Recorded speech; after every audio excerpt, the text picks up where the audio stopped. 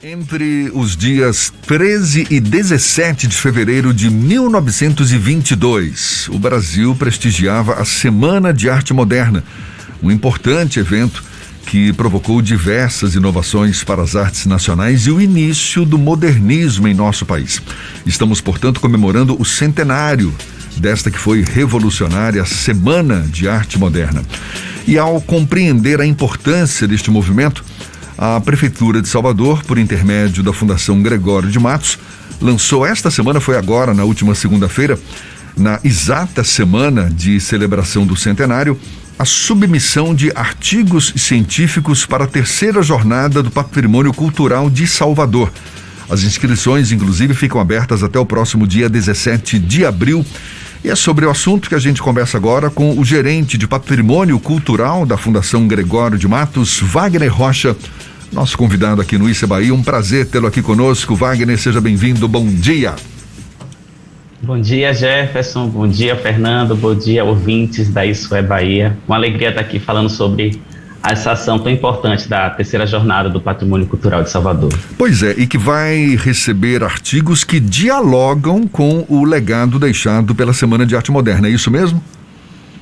Justamente, nesse ano que a gente celebra 100 anos da Semana de Arte Moderna, a gente, nessa edição da jornada, traz essa iniciativa inovadora, que pela primeira vez a gente está convocando pesquisadores, pensadores, acadêmicos a apresentarem artigos, apresentarem escritos científicos, refletindo sobre esses legados, sobre as influências modernistas da Semana de 22 na vida de Salvador. Porque, embora tenha sido um evento que aconteceu em São Paulo, ele teve repercussão no país inteiro. Então, a partir de 3 eixos temáticos, que a gente pode falar um pouquinho mais à frente, né, o eixo das artes, da arquitetura e do urbanismo, e o eixo do patrimônio cultural, a gente convoca, convida, conclama essas pessoas que trabalham, que pesquisam sobre essas influências modernistas na cidade, a apresentarem artigos que serão selecionados e comporão um e-book, né, um livro virtual. Esses artigos depois vão ser selecionados num livro virtual lançado pela própria Fundação Gregório de Matos. Legal. E com o objetivo também de, certamente, despertar nas pessoas esse sentimento de pertencimento, não é? Aproximando as pessoas do patrimônio cultural do Estado, não?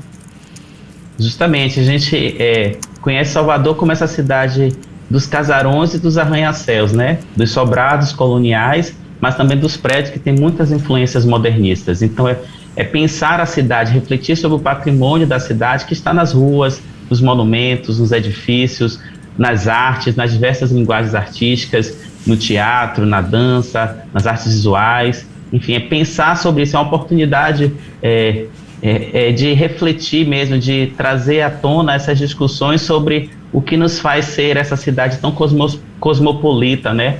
A partir desse próprio entendimento que foi proposto pela Semana de 22, da antropofagia, de devorar essas culturas, essas linguagens mundiais e ressignificá-las para uma linguagem brasileira, nacional, local. Você falava dos eixos temáticos para servirem de referência para esses artigos. O primeiro é Vanguarda Literária e Artística na Bahia, o Alvorecer de um Novo Tempo. Tem também Influências do Modernismo no Urbanismo e na Arquitetura na cidade do Salvador. E, por fim, Tradição e Modernidade na Construção do Patrimônio Histórico de Salvador. O Fernando quer fazer uma pergunta para você também, Wagner.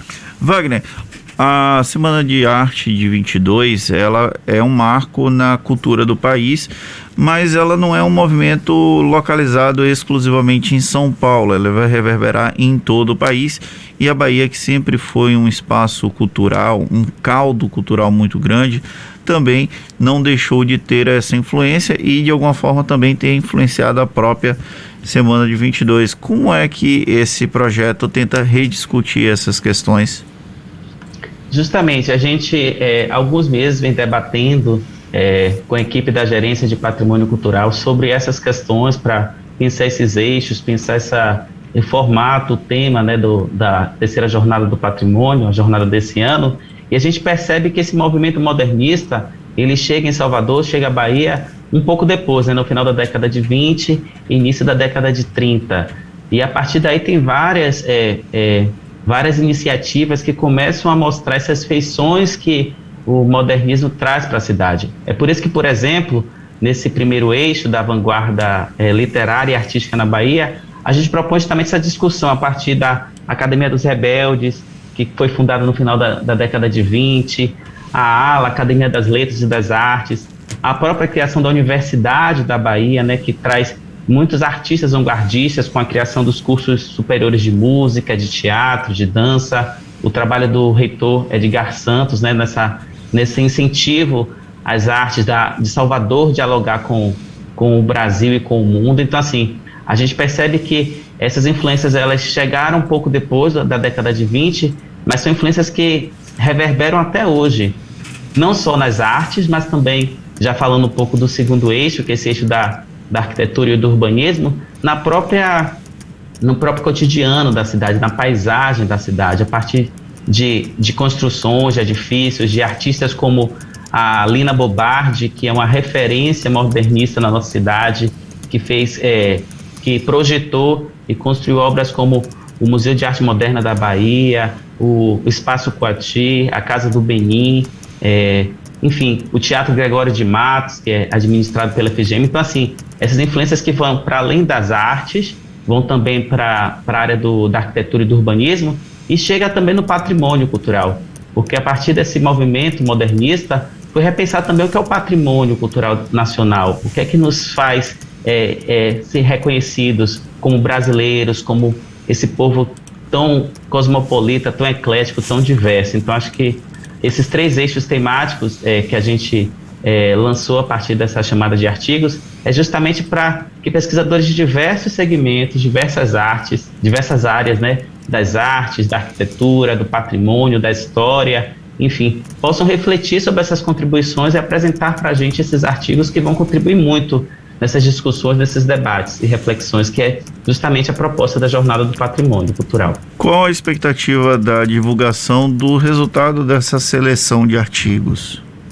Pronto, a gente tem as inscrições abertas desde o dia, do último dia 14 de fevereiro, vai até o dia 17 de abril, então tem cerca de 2 meses, um pouquinho mais de 2 meses para os pesquisadores, os acadêmicos escreverem, proporem seus artigos. Depois vai ser formada uma comissão científica, uma comissão que vai avaliar os trabalhos nos 3 eixos, e em cada eixo a gente pretende selecionar 3 artigos para compor esse e-book que vai ser lançado na Semana da Jornada do Patrimônio. E a nossa ideia é que a divulgação dos trabalhos aprovados sejam divulgados até o final do mês de maio, no dia 26 de maio, porque aí depois desse processo de divulgação dos trabalhos aprovados, tem a parte de diagramação, da publicação, de todos os trâmites de liberação dos direitos da obra para publicação no e-book, que vai ser lançado na semana da Jornada do Patrimônio, que esse ano vai acontecer de 16 a 20 de agosto, que é justamente na semana que a gente celebra o Dia Nacional do Patrimônio Cultural, que é o dia 17 de agosto. A gente está conversando aqui com o Wagner Rocha, que é gerente de Patrimônio Cultural da Fundação Gregório de Matos. Além desses eixos temáticos, Wagner, que servem de norte para a elaboração dos artigos, quais outros requisitos são considerados para os participantes? Quem é que pode participar dessa jornada que agora está em sua terceira edição? Então, pode se inscrever na jornada pesquisadores de graduação, de pós-graduação, das mais diversas áreas dos campos do saber, que apresentem artigos que tragam originalidade, que tragam contribuições para esse avanço no debate patrimonial, cultural, social da cidade, que traga uma consistência, uma coerência nessa proposição e que traga novidade, traga esse frescor. A gente acredita que se a Semana de 22, há 100 anos atrás, trouxe esse respiro para as culturas, a cultura nacional, a gente pensa que agora é o momento também de revisitar isso e trazer esse novo fôlego, esse novo respiro. Então, assim, estudantes de graduação, de pós-graduação, mestrado, doutorado, grupos de pesquisas, podem escrever artigos. Os artigos podem ser escritos por até 3 autores, 3 pessoas podem assinar os artigos,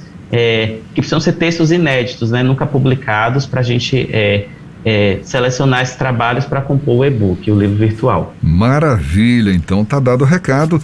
Artigos que terão esses eixos centrais, eixos temáticos: vanguarda literária e artística na Bahia, o alvorecer de um novo tempo, influências do modernismo no urbanismo e na arquitetura na cidade do Salvador e tradição e modernidade na construção do patrimônio histórico de Salvador. As inscrições, só para reforçar, vão até o dia 17 de abril, não é isso? E os interessados têm aqui o site da Fundação Gregório de Matos, fgn.salvador.ba.gov.br, onde os pesquisadores podem inclusive consultar as ementas, não é, referentes a este terceira edição da Jornada do Patrimônio Cultural de Salvador. Wagner, um prazer tê-lo aqui conosco. Muito obrigado pela sua disponibilidade. Wagner Rocha, gerente de Patrimônio Cultural da Fundação Gregório de Matos. Bom dia e até uma próxima. Bom dia, agradeço pelo espaço, pela oportunidade, fico aguardando as inscrições. Um abraço, bom dia. Tá certo, e olhe, mais uma conversa que você sabe vai estar disponível logo mais na íntegra nos nossos canais no YouTube, Spotify, iTunes, Deezer e Instagram. Agora são 7h44 na Tarde FM.